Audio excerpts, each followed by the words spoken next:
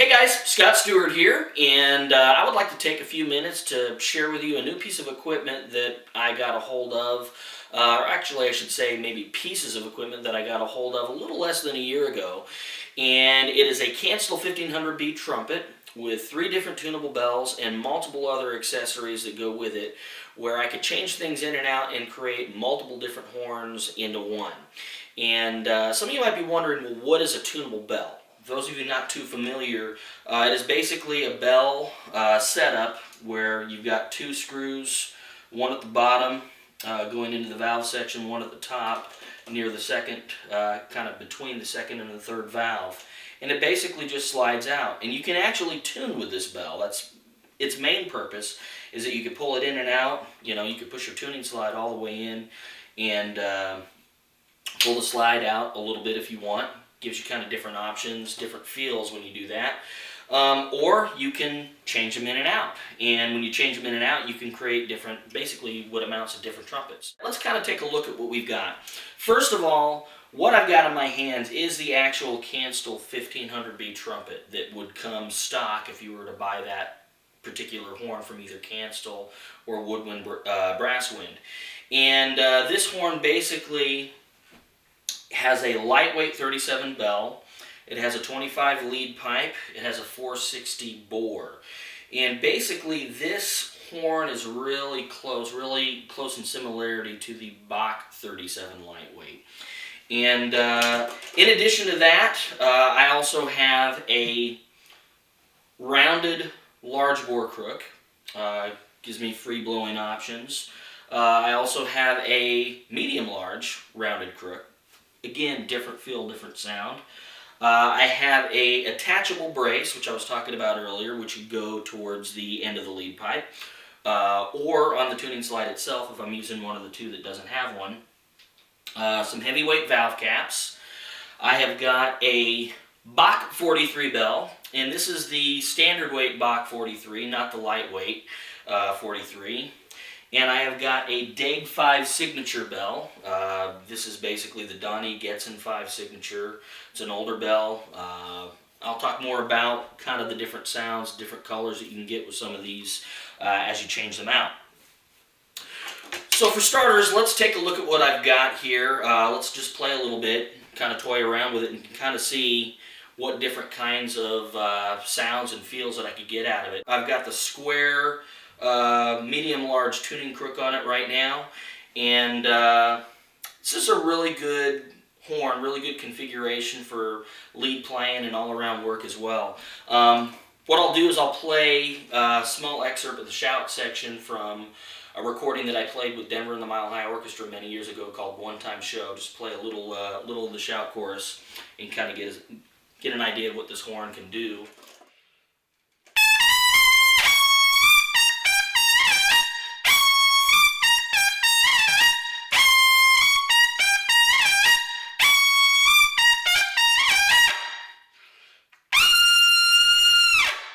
So, pretty lively sounding. Gets a lot of different colors and timbres up in the upper register. Kind of gets a little on the bright side, and that's kind of what the horn was kind of designed for. And I can mellow it out when I need to as well. It really is, this particular configuration really is kind of a good all-around configuration.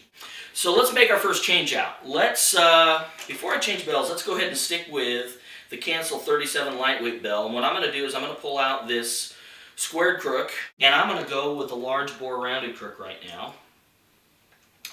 And again, some of you might kind of chuckle a little bit when I talk about the differences in sounds and feels, but for me, when I put this rounded large bore slide on, it basically kind of opens things up a little bit more for me. It also, because it is not the different, you know, it doesn't have as much bracing. It is a lighter slide than even this is. I can even feel a slight difference in the weight when I put this on. This is basically light as a feather almost when I pick this thing up after picking that up. It's really, really changes the weight distribution quite a bit. This configuration with this slide, just changing out that much, maybe the slotting is not quite as steady. It kind of opens things up. It's a really good configuration for perhaps solo work in the upper register. I'll kind of give you an idea of that. So I'm going to do a tune that was written by the Beatles, and it was done in a big band arrangement by the Buddy Rich Jazz Orchestra. It is called Something, and it was done by, the solo trumpet part was done by Lynn Biviano, and also a few years later was done by my personal friend and mentor, Charlie Davis, and this tune is called Something.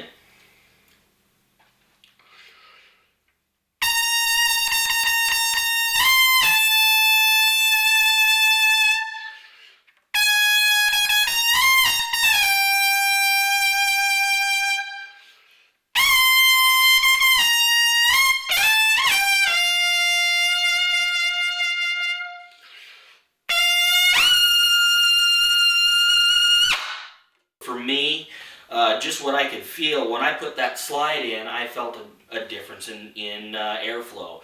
I felt less restricted. This gives me a chance to have basically one horn with multiple setups. Kind of gives you an idea of what you could do. So let's make another change up now. I'm going to go to the Bach 43 bell. So I'm putting the Bach 43 bell on now, which is basically the same bell that is used for the common Bach 43. It is not a lightweight bell. It is a standard weight bell. And I'm going to go ahead and keep the large bore rounded slide on. But what I'm also going to do is I'm going to put this attachable brace on the tuning slide itself. And some of you might kind of chuckle, say, well, what exactly does that change? You know, it's such a minor change. Physics of the horn. Anytime you add a bracing to it, it's always going to change something. That's why you see some slides that naturally come with a brace, some that don't. And you can create, again, this is like Legos for trumpet, this whole thing that I'm doing. You can change things out and make it whatever you want it to be. So what changes when I put this on, to me at least, is I feel like there's a little bit tighter slotting, a little bit more center and core to the sound. And when I do that, I'm able to, you know, get a little bit more of a tighter sound, a little bit more punchier sound on this particular setup. I kind of like to call it my rock and roll setup because it's really great. This bell in particular is one of Bach's brighter sounding bells. It also has a lot of width to the sound. The 37 lightweight has a little bit more directional point to it, a little bit more burn, and this tends to widen out, which is really good if you're playing if you're playing something like an Earth, Wind and Fire tune or a Tower Power thing. And with this little bracing on here, I could feel a little bit of a difference in the center of the accuracy, especially when I'm playing more of those type of figures. If I'm going,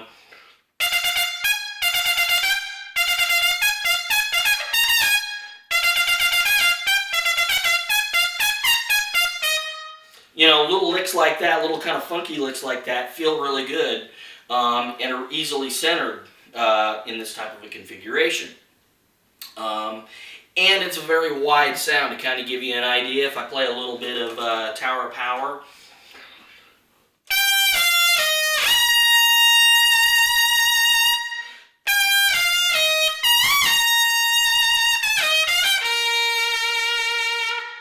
very wide sound, and I'm filling up the whole room with sound. Nice, big, and open. How about another change out? Let's go ahead and take this slide out for now. And what I'm going to do is I'm going to put the square crook back in. But I'm going to do something a little bit different. Now, slightly different, not too much different. I'm going to take this brace that I put on the large rounded crook, and I'm going to put it now at the end of the tuning slide, or at the end of the lead pipe rather, where the tuning slide and the lead pipe meet. And so now I've got a medium-large, I'm back to a medium-large bore body of the horn with a Bach 43 bell, bracing in the exact same spot as a Bach 43. To me, when I play this particular configuration, it reminds me of any good Bach 43 that I've ever played on. But it's mixed match parts. So, kind of give you an idea, I'll kind of get away from the jazzy or lead playing side, and let me just kind of give you a little bit of, see if you can name that movie theme.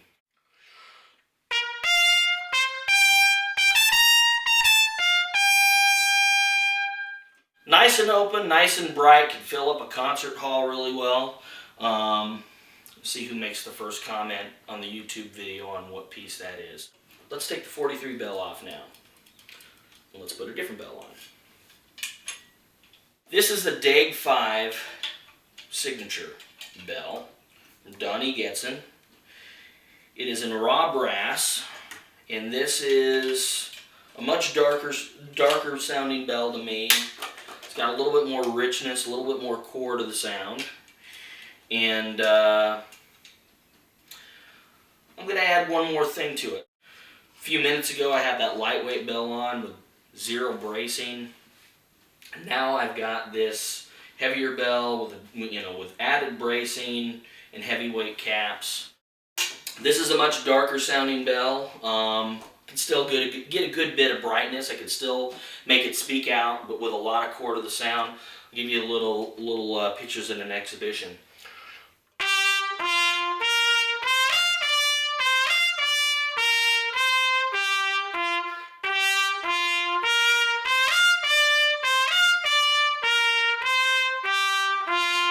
So that kind of gives you an idea of the sound changes that I could get with this. Let's do another change up here. I'm gonna take this off.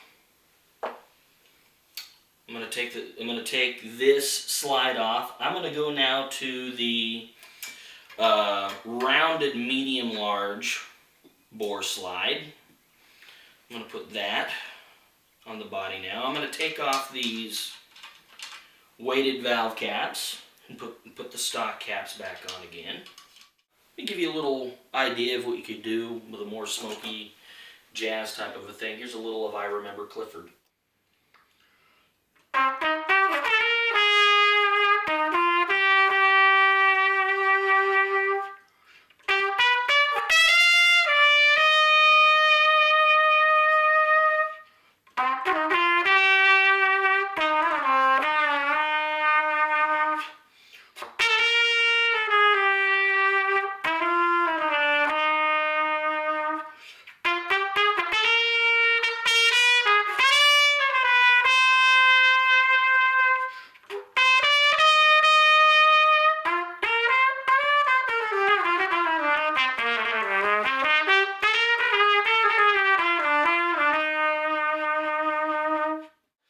So there I've got a nice jazz, configuration. Feels really good. The roundness to the sound, a lot of core into the sound. Again, I like this kind of a bell. Anything that I need dark, sounds on, I could just put this bell on. Best investment I could have ever made. So, at least one-wise. I'm going to do one more thing before I close here. I'm going to go ahead and put the 37 lightweight bell back on, and I'm going to go back to the rounded but larger bore slide. I'm going to take that attachable brace, and I'm going to put it back on the tuning slide, kind of where I had it for the first configuration that I did with the Bach 43 bell. And again, basically the same 37 that I did, same configuration as the second one that I did, but with this added brace for, again, to me, when I put this on, I feel like there's a little bit more center. Reason I wanted to kind of show you this as a jazz big band thing, this configuration is what I used playing on a recent album that I played on. I played the first track on the newest Denver and the Mile High Orchestra album called Mile High Hymns. And I played the lead track on that first tune that's on that track that is called Great Is Thy Faithfulness. And I used this setup. It's a big band recording, and I used this particular setup. Felt great, sounded great in the session setting, so I figured I'd kind of demonstrate that here playing a big band chart. So anyway, before I play this last tune, just a couple of things might be kind of going through your head. don't take my word for any of this kind of stuff. You could go ahead and get this kind of equipment, test out some of this kind of equipment, whether it's the bracing, whether it's the caps, whether it's the slides, whether it's different bells, if you happen to have a tunable bell setup. Check it out for yourself. Like I said, for me, it's not only useful, but it's also fun. It's kind of like Legos for trumpet players, as I said earlier. And if any of you have any kind of questions about any of the things that I've talked about today, any of this equipment, feel free to drop a comment under the YouTube video. Love to hear from some of you, hear some of your thoughts, comments, even disagreements if any of you have any. By all means, the one thing that I always say to people is playing a brass instrument is not one size fits all. Everybody's got a different face, everybody's got different features. What works for me may not work for you. What feels one way to me may not feel the same way to you. But for me, what I'm sharing with you here today is my own personal experience with this equipment. So, hope you've enjoyed this video. Before I go to this next tune, that as I said earlier, my friend that is doing this video for me, he wanted to put a challenge in front of me and have me sight read something for you. So, on the fly. So, here we go.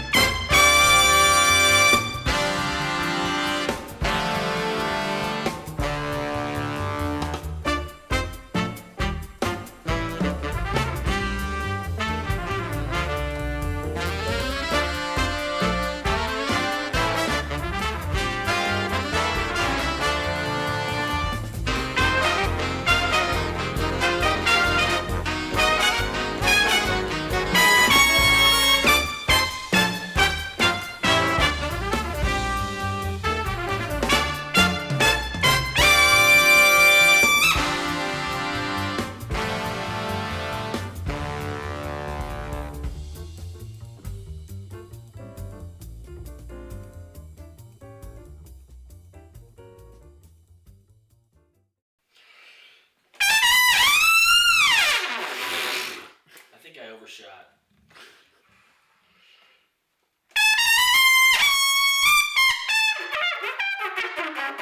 Sounds good. Yeah.